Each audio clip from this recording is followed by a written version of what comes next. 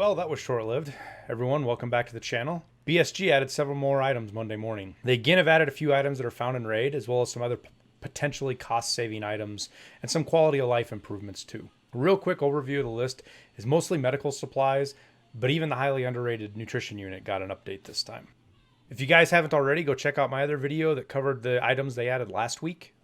This video is just going to be about the ones they added this morning, Monday, June 8th. So real quick, we'll look at the quick overview of what they added. In the lavatory unit, they added the ability to make army bandages using vodka and white bandages, the aseptic bandages. In the nutrition unit, they added the ability to make cans of Tashanka. And then in the med station, they added serve kits, blood sets, Vaseline, and SJ6s as a craftable item now in your hideouts. With the med station, all of the new items require med station level 3, with the exception of the blood sets. Blood sets require level 2 med station. The aseptic bandages require level 1 laboratory. So you can make these right out the gate. And in the Tushunkas, they require a level 1 nutrition unit. So, onto the deep dive. We'll start off with the laboratory. They added the ability to craft army bandages, the green ones here, which is pretty cool. Right now, the cost isn't good, but I kind of like this. I'm going to do a little bit more of an analysis on the economics of it. It requires 5 aseptic bandages, which you can also make in the laboratory, and then 1 vodka, which requires water, is in the nutrition unit, and requires water and moonshine. And it makes 10 vodkas for you. Again, right now the cost of those are kind of lopsided because nobody's really making moonshine yet. I'm about 20 hours myself away from doing it. But the laboratory will allow you to make the aseptic bandages as well with the fleece. 1 fleece gets you 6 bandages. Hopping back over to the nutrition unit, the new can of Tashunka is pretty good. You get 2 cans by using 1 delicious can of beef stew, 1 thing of squash, and then 1 thing of the regular croutons, not the Emily Rye ones that you use for a quest. These are actually barter these with therapists for a quest, and that makes you 2 cans. Problem is because this is new, everything has gotten very expensive. I mean, you're mid-30s for the can of stew. Squash is 70 to 80,000. And even the croutons, which now have multiple uses, have gone up to 30, 40. I'm going to if I find these, I'm probably just going to sell them on the flea market and keep looking for cans of beef stew because I only need like 3 or 4 more. Plus, this task doesn't have any follow-ons. But if you're a completionist and you want to hammer through it and you have the money, by all means, buy this stuff. Over at the med station, you can now make a bunch of items that are highly utilized by players. Mid and late game, things like the SJ6s and Vaselines, people use quite a bit. Serve kits as well. There's some people use serve kits, some people use CMSs, kind of depends on the person. But the ability to make blood sets is kind of a big change as well, because this is required for a task specifically found in Raid. It's for Skier's Vitamins Part 2 task. They're also needed to upgrade the med station, though they don't need to be found in Raid, to level 2 and level 3. So there's actually a pretty good demand for these. Pushing that demand as well is a barter with therapists for the med cases and 1 for ibuprofens. So these are going to get used a lot. So I would expect to see the cost of these things to go up because now there's actually a big demand for several of these different items that there wasn't before. So the blood set takes 2 disposable syringes to make and then 1 silicone tube. The serve kit, it requires 6 pile of meds and 1 toolkit. This doesn't make sense to do right now because you can buy full serve kits for like 35, 40,000.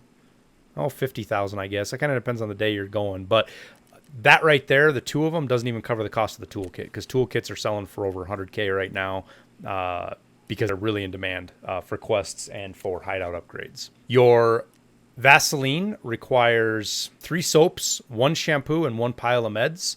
Soap you need to find in Raid or buy. Shampoo you can make over in your lavatory.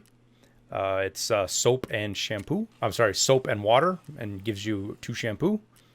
And then the pile of meds, again, you can make those right here. or just buy them. Right now, it's been cheaper to buy them, and it still is cheaper to buy them than to make them, but it's there. It's available to you nonetheless. And then lastly, you have the SJ6s. This is very expensive to make right now. I don't think this is worthwhile, but I haven't had a chance to do a deep dive in on it yet, just by initial look.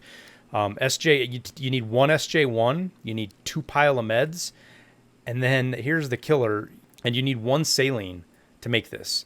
Now, salines are insanely expensive. It's used to upgrade the med station to level 2 and to level 3, as well as barters to get the key tool and a barter for the SJ6, ironically. Hopefully they'll up the spawn rates of these, or maybe we'll even get lucky and they'll create an ability to make these, you know, salt and water makes saline solution. Kind of like that idea. So I only brushed on the economics of these a little bit. I don't want to dive in yet because I haven't a chance to do a big analysis. Plus the stuff's going to be very volatile for a few weeks as people settle out and prices kind of normalize and you get the big swings out of there.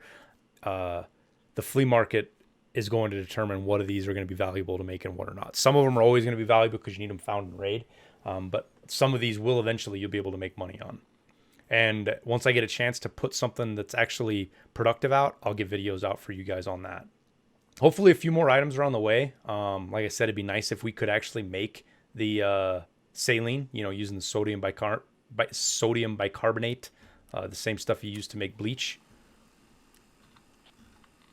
Because I don't know of any other real good use for it. Use this to make bleach, and you could use it to make saline solution as well in here. The RFID reader in the Intel Center would be good as well. I think that that's going to be a necessary upgrade because it's found in raid. It's hard to do. And with them doing these 3 items recently, I don't see why they wouldn't do the RFID, but we'll see. And lastly, I'd like to see some more love in the Workbench. It has a ton of recipes in here, but most of them are not very usable, or they're only usable once. Like, people don't usually make bunch of car batteries. You use it once to get your therapist quest done. You know, these are better. Some of these things are in here great. They're one-time uses. They're not a lot to them. So I'd kind of like to see the ability to make more guns like you can the AK-74N. You know, maybe be able to make an M4 or a 7.62 or maybe an SKS. There's a lot of different things you could do to make the Workbench a little bit more viable. And maybe push some of this stuff out of the Workbench and into different areas. You know, don't have any good ideas on that right now, but it's kind of annoying that it takes power to make a circuit board when all you're using a screwdriver to break it, or when you're taking a screwdriver to an LCD screen to scratch it, and you're making that shouldn't require power. And that's all I see that some of the stuff off the Workbench should be moved because the laboratory doesn't require power. The Workbench, the nutrition unit, and the med station all do. So with that, I'll let you guys go. Feel free to let me know what your thoughts are in the comments below. Anything you want me to get into a little bit more deal about, anything you didn't like, anything you think I'm wrong on, let me know. If you haven't already, please like and subscribe, especially if you find my content helpful. It helps the channel out a lot with the YouTube algorithm, and it also lets me know what content you guys like and don't, so I don't keep making videos that is irrelevant to you guys. I've got some money-making videos in the works as well. So make sure you're subscribed to see those pop up first, because usually once they get made, their money-making ability diminishes quickly. And it only takes a couple of dozen people to do that. As always, thank you for your support. We'll see you in Tarkov.